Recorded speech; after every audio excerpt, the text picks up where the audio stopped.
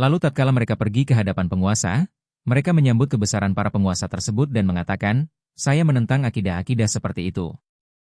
Akan tetapi jika mereka betul-betul menentang, apa sebabnya mereka tidak menerbitkan secara luas hal itu melalui tulisan-tulisan mereka? Dan apa sebabnya mereka masih menanti-nanti sedemikian rupa Mahdi dan Al-Masih penumpah darah yang bakal datang itu, seolah-olah mereka berdiri di depan pintu, siap untuk bergabung dengannya.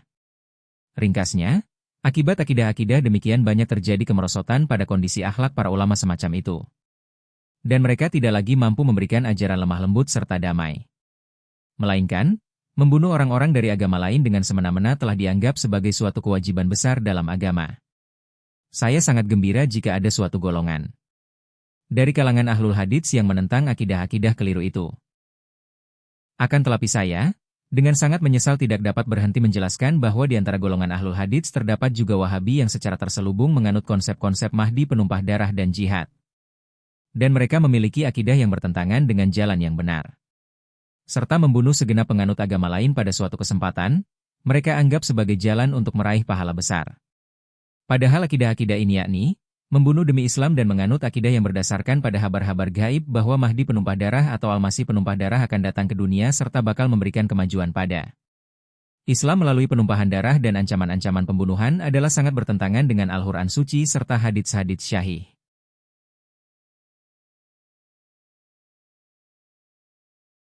Konsep tanpa pemaksaan yang dicontohkan Rasulullah SAW. Nabi kita Muhammad SAW saja telah menanggung penderitaan dari tangan orang-orang kafir di Mekah Mu'azzamah dan juga sesudah itu. Khususnya selama 13 tahun di Mekah, beliau mengalami penderitaan dan berbagai macam keaniayaan yang dengan membayangkannya saja, kita akan menangis. Akan tetapi sampai saat itu beliau tidak mengangkat pedang melawan para musuh. Dan tidak pula beliau menjawab dengan kasar kata-kata keji mereka. Sampai banyak sekali sahabat dan kawan-kawan yang tercinta telah dibunuh dengan sangat kejam. Kepada beliau pun dilimpahkan berbagai penderitaan jasmani dan beberapa kali telah diberi racun, serta berbagai usulan telah diajukan untuk membunuh beliau. Dalam hal-hal itu para penentang tetap tidak berhasil. Ketika saat pembalasan ilahi telah tiba, maka yang terjadi adalah, segenap rais Mekah dan pemimpin kaum telah sepakat memutuskan supaya, dalam bentuk apapun hendaknya orang ini dibunuh. Pada waktu itu Tuhan yang merupakan penolong bagi orang-orang yang dicintainya, para syidik, dan orang-orang yang benar, mengabarkan kepada beliau bahwa di kota ini sekarang tidak ada lagi kecuali keburukan dan mereka bahu-membahu untuk membunuh, maka segeralah lari dari sini. Atas perintah ilahi barulah beliau hijrah ke Madinah. Akan tetapi para penentang saja tidak membiarkan beliau, justru terus mengejar beliau. Dan bagaimanapun mereka tetap berkeinginan menghancurkan Islam.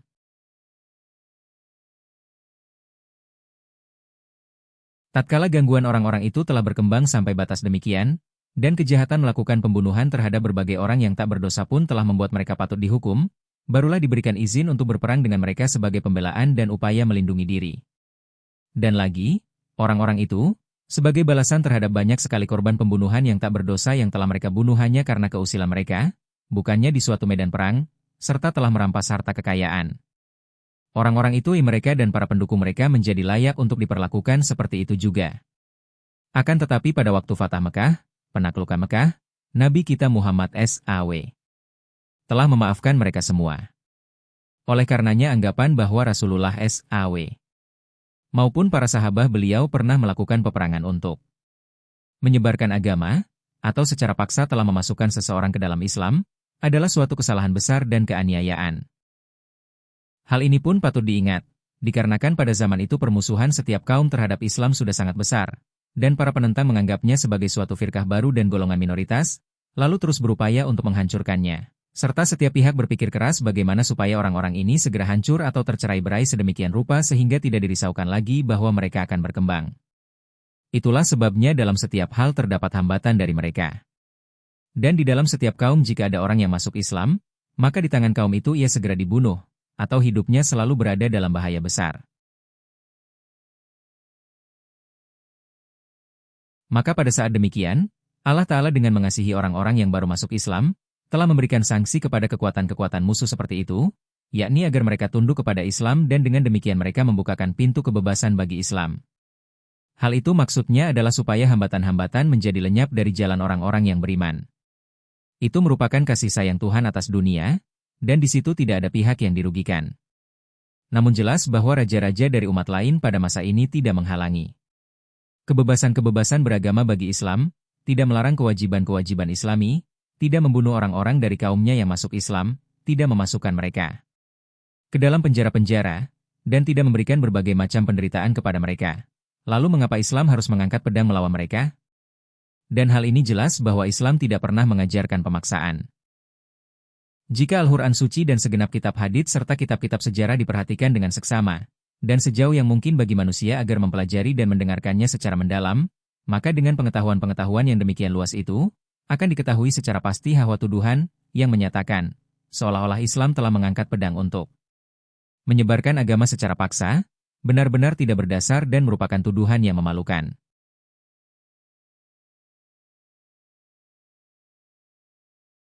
Ini adalah pemikiran orang-orang yang secara dengki menjauhkan diri lalu tidak menelaah Al-Quran, hadits dan sejarah-sejarah autentik Islam. Melainkan yang mereka lakukan sepenuhnya adalah kedustaan serta tuduhan palsu. Akan tetapi saya mengetahui bahwa kini semakin dekat zamannya ketika orang-orang yang lapar serta haus kebenaran akan mengetahui hakikat kedustaan-kedustaan tersebut. Apakah kita dapat menyebut agama ini sebagai agama pemaksaan? Padahal di dalam kitab Al-Qurannya dengan jelas terdapat petunjuk yakni, memasukkan seseorang ke dalam agama, Islam, secara paksa tidaklah dibenarkan. Apakah kita dapat melemparkan tuduhan pemaksaan terhadap Nabi suci tersebut? Yang selama 13 tahun di Mekah Mu'az Zamah siang malam menasihati segenap sahabatnya agar tidak membalas keburukan serta agar selalu bersabar? Ya, tatkala keburukan para musuh telah melampaui batas dan segenap kaum telah berusaha menghapuskan agama Islam, maka saat itu gairat ilahi II telah menghendaki agar orang-orang yang mengangkat pedang itu harus dibunuh dengan pedang juga. Sebab, sebenarnya Al-Quran suci sama sekali tidak mengajarkan pemaksaan. Seandainya terdapat ajaran pemaksaan, maka para sahabat Nabi kita SAW, akibat ajaran pemaksaan tersebut tentu mereka tidak mampu memperlihatkan kebenaran kejujuran pada masa-masa ujian, seperti para mukmin sejati. Akan tetapi kesetiaan para sahabat junjungan kita, Nabi Muhammad SAW, adalah suatu hal yang tidak perlu lagi saya kemukakan. Hal ini tidak terselubung bagi siapapun bahwa contoh kejujuran dan kesetiaan mereka telah tampil dalam tingkat sedemikian rupa sehingga sulit mendapatkan contoh demikian di kalangan umat lain. Di bawah ancaman, pedang-pedang pun umat yang setia tersebut tidak melepaskan kesetiaan dan kejujuran mereka. Bahkan, dalam persahabatan dengan Nabi mulia dan suci S.A.W. mereka telah memperlihatkan manban atau kejujuran yang tidak mungkin pernah timbul dalam diri manusia selama kalbu dan dadanya tidak disinari oleh keimanan. Peperangan dalam Islam. Ringkasnya, di dalam Islam tidak ada campur tangan pemaksaan. Peperangan dalam Islam tidak lebih dari 3 macam. 1. Sebagai pembelaan diri, yakni upaya untuk melindungi diri sendiri. 2. Sebagai hukuman, yakni darah dibalas dengan darah. 3. Sebagai upaya untuk menegakkan kebebasan, yakni dengan maksud menghancurkan kekuatan para musuh yang membunuhi orang-orang yang masuk Islam. Jadi, dalam kondisi tidak adanya petunjuk pada Islam supaya memasukkan seseorang ke dalam agama dengan paksaan dan ancaman pembunuhan, maka penantian terhadap Mahdi penumpah darah atau Al-Masih penumpah darah adalah suatu hal yang sama sekali sia-sia dan tidak berguna.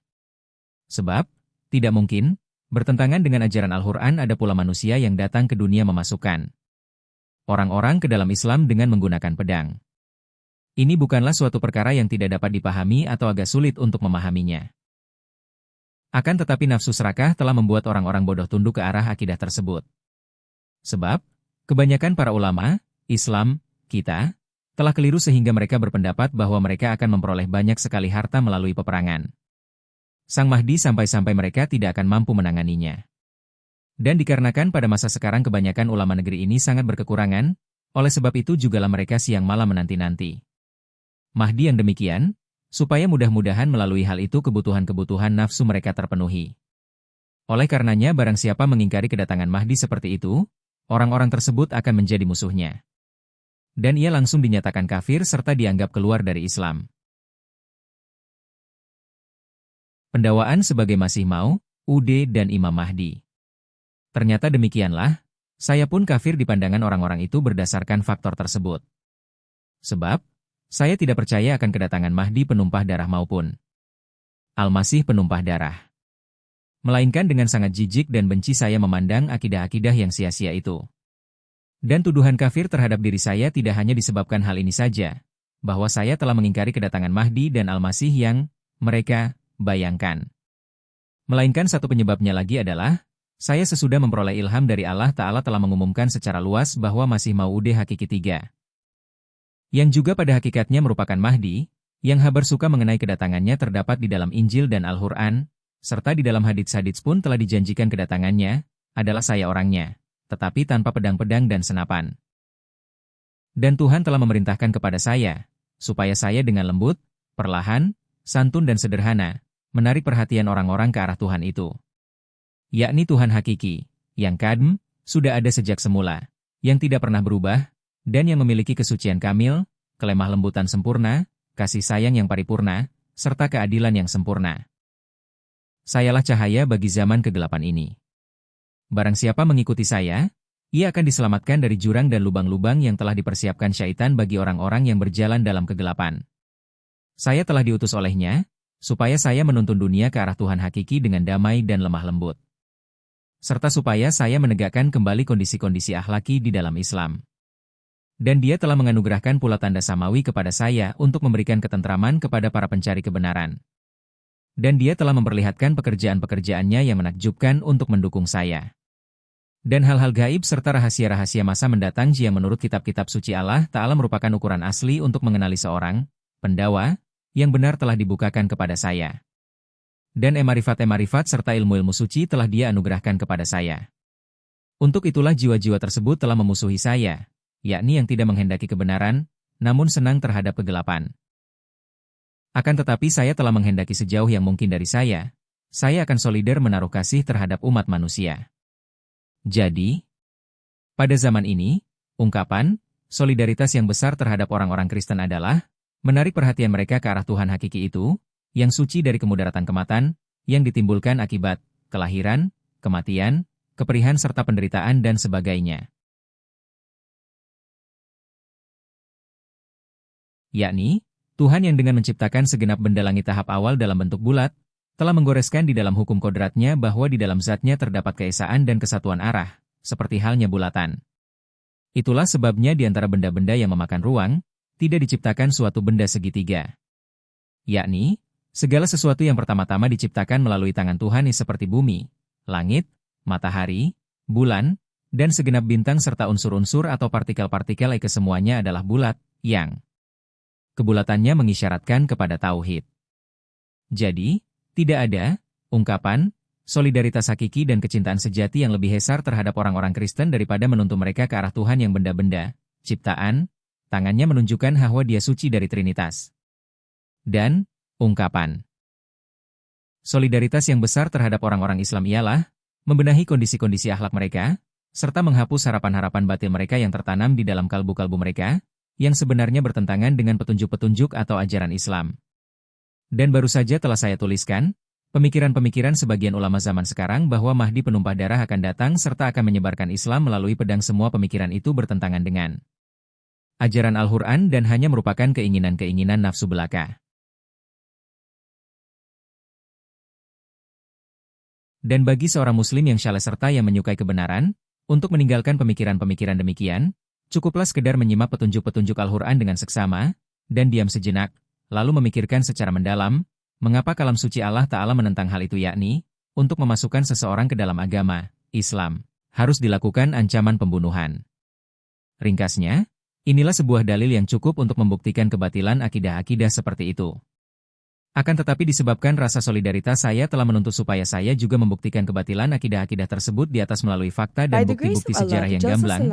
Oleh sebab itu di dalam buku ini saya akan membuktikan bahwa Nabi Isa AS tidak disalib dan tidak pula telah naik ke langit, serta kapanpun hendaknya jangan berharap bahwa beliau akan turun kembali ke bumi dari langit. Melainkan, beliau sudah wafat di Srinagar, Kashmir setelah mencapai usia 120 tahun. Dan kuburan beliau terdapat di Jalan Hanyar, Srinagar.